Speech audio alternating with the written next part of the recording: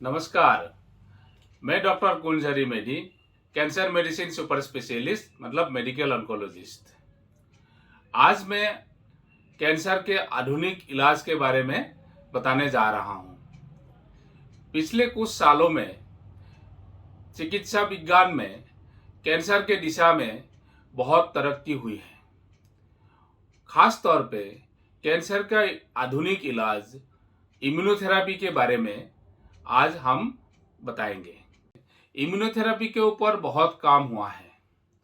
मैंने पहले के वीडियो में इम्यूनोथेरेपी के बारे में कुछ आप लोगों को बताया था।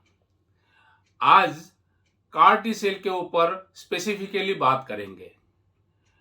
ऐसे तो कार टी सेल के ऊपर पिछले 30 सालों में बहुत काम हो रहा था, लेकिन अभी पिछले 8-10 साल में कार टी सेल के ऊपर तो बहुत रैपिडली काम हुआ है।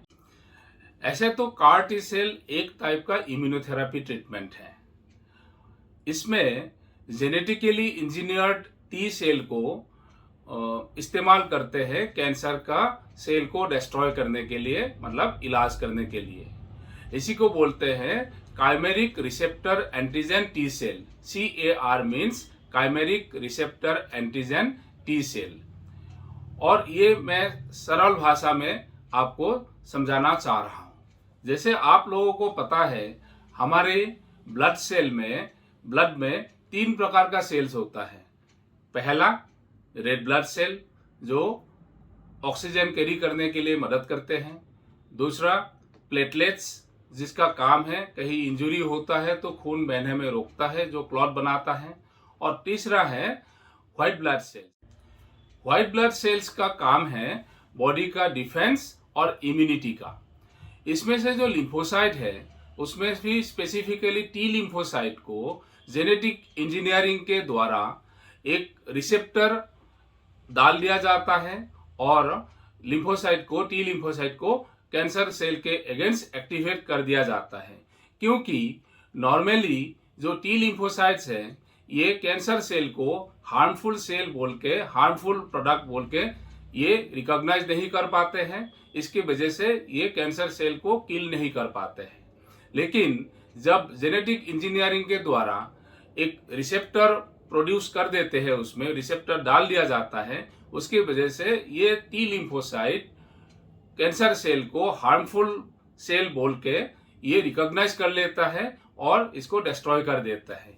यही इम्यूनिटी है और इम्यून सेल के द्वारा कैंसर सेल को किल करने का जो ये ट्रीटमेंट है, इसी को इम्यूनोथेरेपी बोलते हैं। और chimeric receptor antigen T cell के द्वारा ये इम्यूनोथेरेपी होता है, इसलिए इसको कार टी सेल इम्यूनोथेरेपी बोला जाता है। अब हम जानते हैं कार टी सेल थेरेपी क्या होता है और कैसे किया जाता है। कार टी सेल थेरेपी के लिए पहले मरीज का ब्लड से लिम्फोसाइट को निकाल लिया जाता है। ये एक एफेरेसिस या ल्यूकोफेरेसिस टेक्निक होता है, जिसके द्वारा बॉडी के ब्लड को बाहर मशीन में लिया जाता है और मशीन में कुछ टेक्नोलॉजी इस्तेमाल करके टी लिम्फोसाइट को अलग कर दिया जाता है और इसको अलग से कलेक्ट करते हैं। उसके बाद लेबोरेटरी में ये टी लिम्फोसाइट को भेज दिया जाता है और बाकी काम लेबोरेटरी में होता है। और लेबोरेटरी में बायो इंजीनियरिंग टेक्निक के द्वारा रिसेप्टर बनाने वाला एक जीन इंट्रोड्यूस कर देते हैं और उसके बाद ये रिसेप्टर वाला एक्टिवेटेड लिम्फोसाइट बन जाता है। उसके बाद ये एक्टिवेटेड लिम्फोसाइट को मल्टीप्लिकेशन करते हैं और बहुत ज़्यादा मात्रा में मल्टीप्लाई करके ये सेल को, एक्टिवेटेड टी लिम्फोसाइट सेल को बनाया जाता है। उसके बाद ये एक्टिवेटेड टी लिम्फोसाइट को मरीज को इंजेक्शन के द्वारा इन्फ्यूजन दिया जाता है, मतलब इंजेक्ट कर दिया जाता है। और उसके बाद ये शरीर के अंदर जाके ये कैंसर को खत्म करते हैं, डिस्ट्रॉय करते हैं। और ये पूरा टेक्निक जो है, ये पूरा ट्रीटमेंट में कम से कम 3 हफ्ता का टाइम लगता है, मतलब 3 हफ्ता से 6 हफ्ता का टाइम लगता है। और पहला फेज में जो ल्यूकोफेरेसिस या एफेरेसिस टेक्निक से लिम्फोसाइट को कलेक्ट करते हैं, उसमें 3 से 6 घंटा टाइम लगता है और पूरा प्रोसेस में अप्रॉक्सीमेटली 3 हफ्ता का टाइम लगता है। और उसके बाद पोस्ट ट्रीटमेंट पीरियड होता है जिसमें हॉस्पिटल में रहते हैं मरीज और आगे इसका साइड इफेक्ट के लिए देखा जाता है। अब जानते हैं इसका क्या साइड इफेक्ट होता है। ये ट्रीटमेंट भी ऐसा नहीं है जो कोई साइड इफेक्ट नहीं होता है, इसका भी कुछ साइड इफेक्ट होने का संभावना रहता है, क्योंकि ये एक सेलुलर थेरापी है, सेल थेरापी है। इसलिए जब ये activated T lymphocyte cancer cell को खत्म करते हैं, उसमें जो लड़ाई होता है उसमें कुछ साइटोकाइन रिलीज होता है, इसलिए साइटोकाइन स्टॉर्म होता है, जिसको बोलते हैं साइटोकाइन स्टॉर्म। मतलब साइटोकाइन रिलीज होने के वजह से साइटोकाइन रिलीज फेनोमेनन ऐसा कुछ सिम्टम्स होता है, जैसे flu like symptoms, fever, chills rigor, pneumonia, ये सब प्रॉब्लम हो सकता है। दूसरा और एक कॉम्प्लिकेशन और एक साइड इफेक्ट होता है जो है न्यूरोलॉजिकल साइड इफेक्ट, क्योंकि ये जो प्रोसेस है सेल किल करने का, जो प्रोसेस है कैंसर सेल करने का प्रोसेस, उसके द्वारा कुछ केमोकाइन रिलीज होता है और इसके वजह से कुछ न्यूरोलॉजिकल सिम्टम भी हो सकता है, जिसमें कन्फ्यूजन हो सकता है या कंसंट्रेशन में प्रॉब्लम हो सकता है, या कुछ लोग डेलीरियम स्टेज में भी जा सकते हैं, लेकिन ये टेम्पोरेरी होता है। इसके लिए ट्रीटमेंट का जरूरत पड़ता है, कभी आईसीयू का भी जरूरत पड़ सकता है, लेकिन ये रिकवर हो जाता है ये सब प्रॉब्लम से। अब तक जो हमने बताया ये तो बहुत अच्छा पिक्चर है। CAR T सेल थेरापी बहुत कारगर है, ये इम्यूनोथेरापी है, तो इसकी वजह से केमोथेरापी जैसा साइड इफेक्ट भी नहीं होता है, और जो साइड इफेक्ट होता है इससे भी जल्दी में हो जाता है, क्योर हो, मतलब आराम हो जाता है। और ये इसका बहुत अच्छा पोस्ट ट्रीटमेंट इफेक्ट है, मतलब एक बार दे दिया उसके बाद बहुत दिन तक, बहुत समय तक उसका इफेक्ट बरकरार रहता है।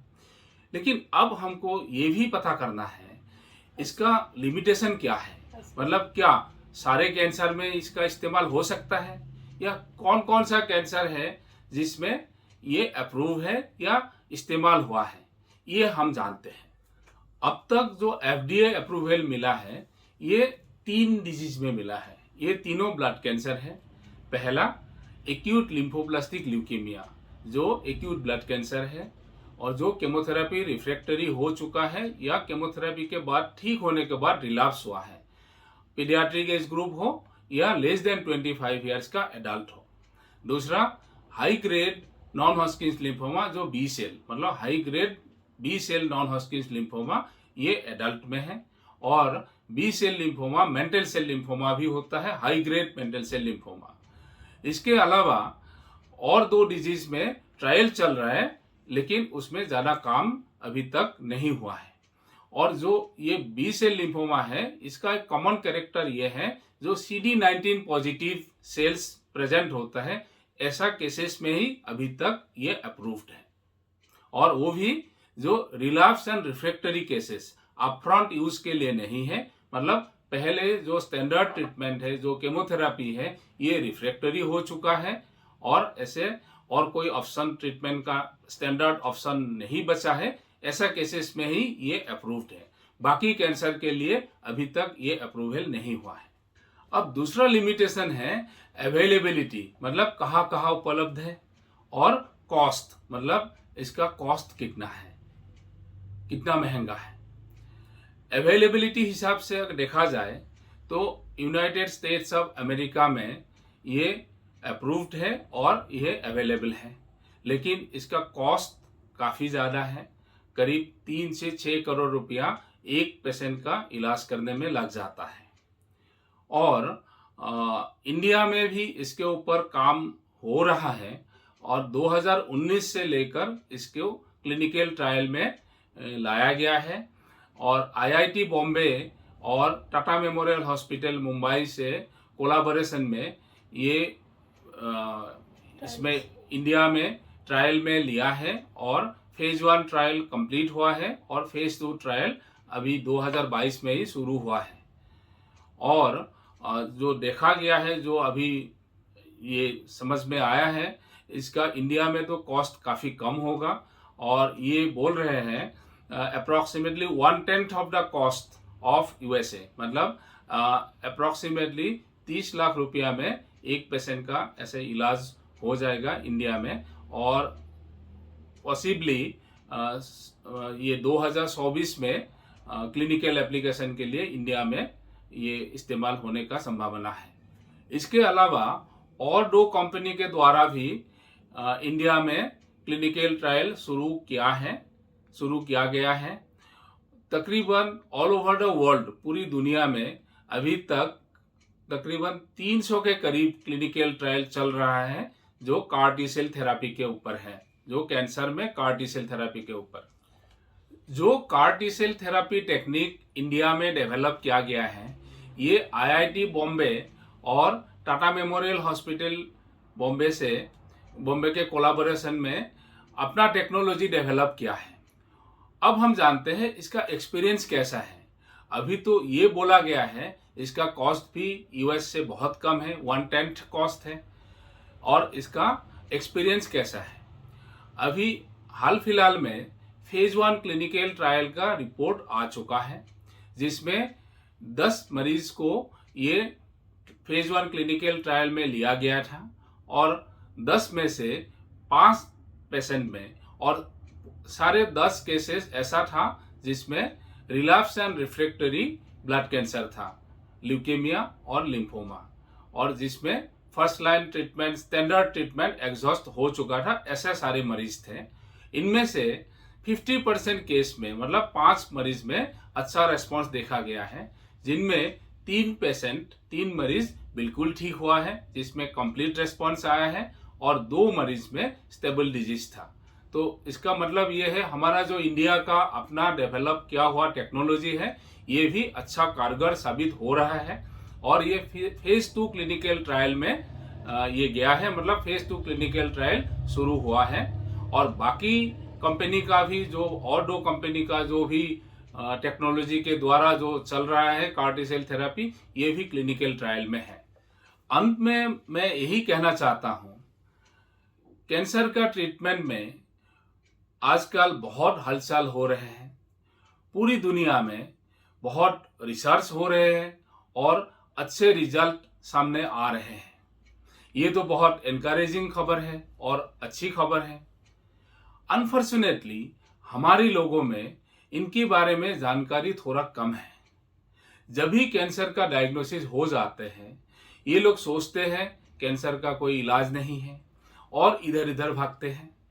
किसी का सुनते हैं, किसी से सुनते हैं और किसी से और खबर लेते हैं, लेके लोग ऑल्टरनेटिव ट्रीटमेंट के लिए चले जाते हैं या अनसाइंटिफिक ट्रीटमेंट में चले जाते हैं। अगर आप सही समय पे सही इलाज करेंगे नहीं तो ठीक कैसे होंगे, या अभी अगर ठीक नहीं होते हैं तो आगे नया इलाज का ये अपॉर्चुनिटी कैसे मिलेगा। तो ऐसे अनफॉर्चुनेटली हम बहुत लोगों को गवा देते हैं जो सही इंफॉर्मेशन नहीं होने के वजह से। आज के लिए इतना ही। आम लोगों में कैंसर के बारे में जानकारी देने के लिए और जागरूक करने के लिए ये मेरा प्रयास है, एक हम्बल एफर्ट है। इसमें आप लोगों के सहयोग की बहुत ज़रूरत है। आशा करता हूँ आप लोग अंत तक ये वीडियो देखेंगे और लाइक और शेयर करेंगे। अगर अभी तक नहीं किया है तो सब्सक्राइब भी करेंगे। अगर कुछ सवाल है या किसी टॉपिक के ऊपर जानकारी चाहते हैं, कमेंट करके पूछ सकते हैं। मैं आगे आने वाला वीडियो में इनकॉर्पोरेट करूंगा।